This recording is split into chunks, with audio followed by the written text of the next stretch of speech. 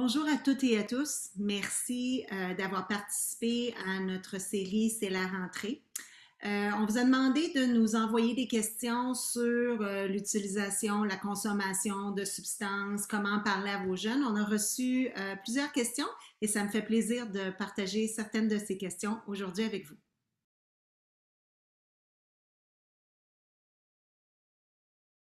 À la base, ce qu'on dit, c'est que c'est pas trop jeune, 11 ans, pour commencer à en parler. En fait, le plus tôt on commence, le plus facile ça va être, surtout dans les années un petit peu plus tard à l'adolescence, où est-ce que les enfants peut-être se gardent une petite gêne et sont peut-être moins à l'aise de venir vers nous pour nous parler de ces sujets-là.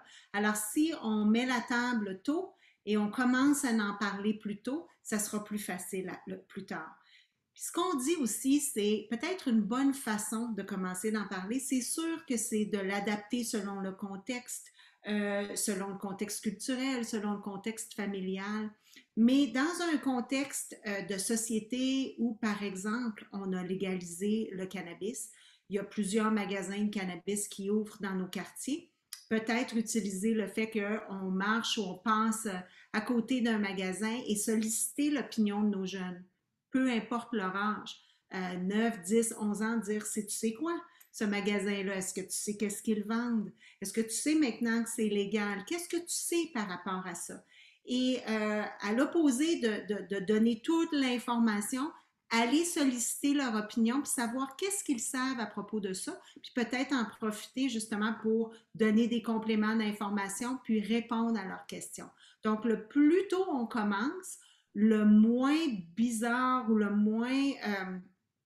plus à l'aise on sera d'en parler dans les années à venir. Dans l'optique aussi de dire qu'on peut commencer à un âge plus jeune, avoir des conversations appropriées selon l'âge de nos jeunes. Un enfant à qui on donne des vitamines le matin, par exemple, un enfant en bas âge, mais qui adore les vitamines, puis qui peut penser qu'il peut en prendre plusieurs parce que ça goûte bon. On sait que les vitamines parfois sont à saveur de cerise ou à saveur de fruits. C'est un bon moment à partir de ce moment-là d'expliquer que c'est en fait un médicament et que quelque chose qui peut nous aider peut aussi avoir un effet néfaste sur notre santé si on ne le prend pas selon ce que le médecin nous a prescrit de faire. Alors ça, c'est une façon de commencer très jeune à pouvoir commencer à parler justement de la distinction entre un produit courant et une substance, qu'elle soit légale ou non. En fait, on encourage les parents à avoir cette discussion-là de façon spontanée, non formelle. On veut pas de sermon. On veut vraiment que ça se fasse de façon naturelle, d'où l'importance d'en parler assez souvent et de commencer tôt. Donc, en parler avec curiosité, en parler avec ouverture, être à l'aise en tant que parent de peut-être dire aussi, écoute, ça me met un petit peu mal à l'aise de te parler de ça, je ne sais pas comment tu vas accueillir mes propos. J'étais un peu angoissée à l'idée de partager avec ça avec toi, mais de pouvoir lui dire c'est parce que je t'aime et c'est parce que je suis inquiète pour ta santé ou c'est parce que je veux m'assurer que tu prennes les bonnes décisions, je veux m'assurer que tu sois toujours en sécurité. Alors, être authentique dans son approche, votre enfant va le sentir aussi, puis ça va mettre la table à ce que votre enfant soit authentique aussi. Et qui puissent avoir euh, euh, le droit de poser des questions en toute ouverture et en toute curiosité. Alors, comme je dis, utiliser aussi, peut-être ne pas personnaliser la conversation au départ. Ne pas parler de sa propre consommation ou de la consommation de notre jeune, mais parler de la consommation de façon générale. Alors, être capable d'en parler en termes généraux va aider plus tard à pouvoir personnaliser la conversation quand ça sera le temps plus tard.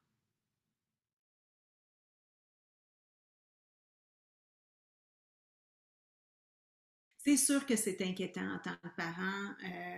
On veut le mieux pour nos enfants. Donc, c'est inquiétant si on pense qu'ils ont commencé à consommer. Euh, c'est une question de timing, c'est une question de savoir quand on peut s'asseoir avec son jeune pour en parler. Quand je dis quand on est en, en position d'ouverture, quand on veut justement valider nos doutes.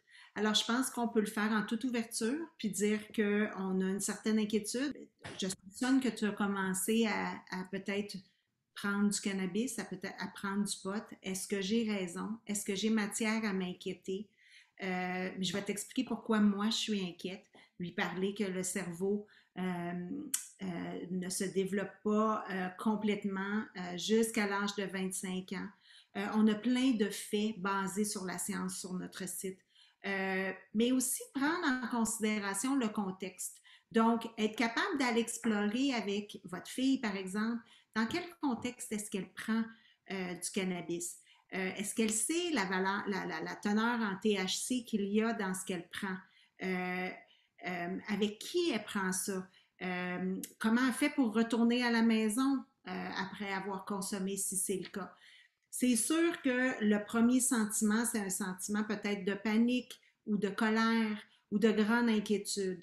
Euh, Attendre justement en tant que parent d'être un peu plus calme et d'approcher tout ça avec un grand respect, puis de le dire aussi, de dire je suis inquiète parce que je t'aime beaucoup et j'aimerais ça qu'on puisse s'en parler sans se fâcher. Donc à la base, c'est ça, avec respect et curiosité, moi je dirais que ce sont deux outils très importants à utiliser quand on veut parler de consommation avec nos jeunes.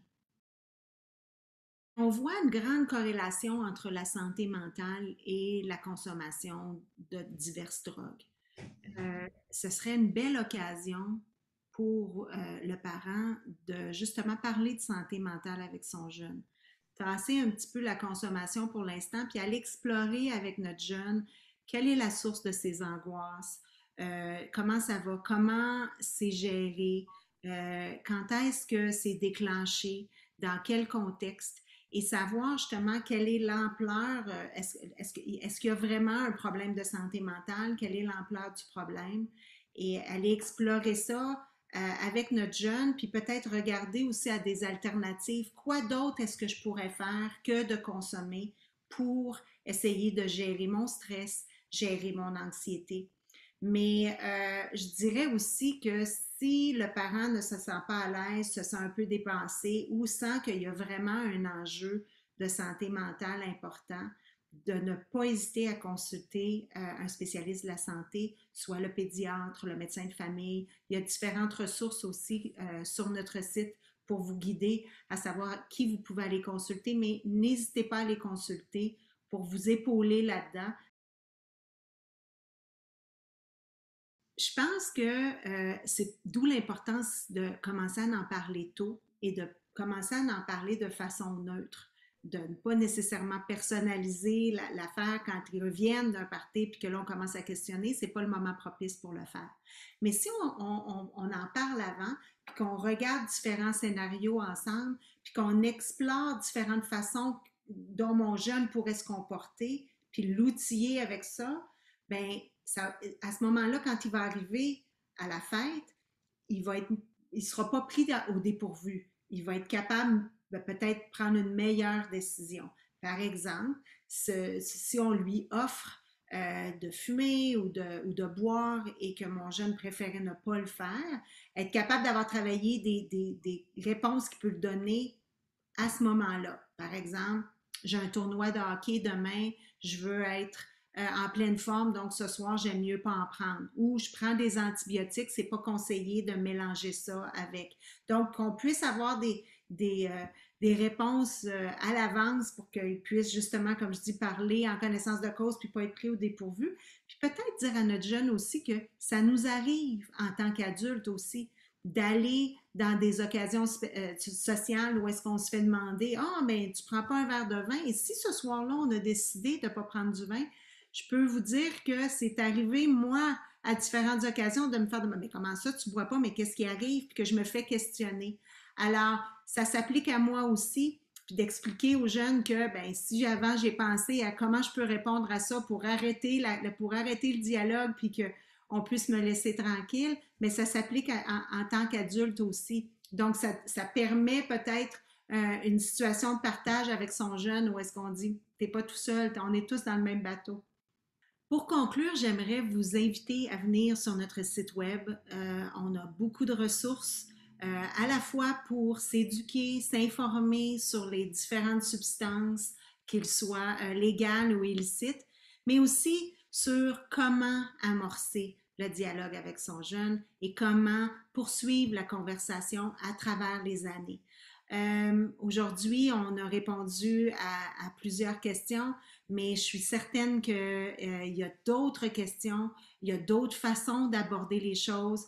Vous vous posez d'autres questions. Donc, je vous invite à venir sur notre site où est-ce que vous allez trouver toute l'information dont vous avez besoin parce qu'on est là pour vous aider.